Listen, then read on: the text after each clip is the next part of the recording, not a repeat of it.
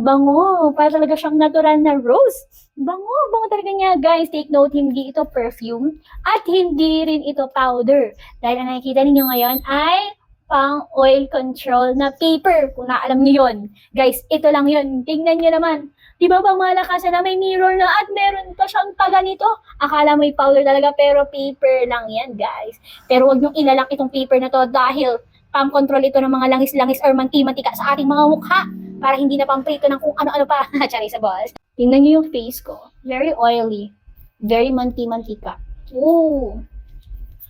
At ang maganda dito, guys, ang maganda dito, guys, alam niyo ba kung ano? Para siyang may powder na nagba-blot or nag-stop doon sa oil. Kasi kinokontrol niyo talaga yung oil. At tingnan niyo. Look what happened. Di ba? Wow. Wow. Itatap-tap niyo lang siya ng ganyan, no? Wow, parang fresh, kapatid. Fresh!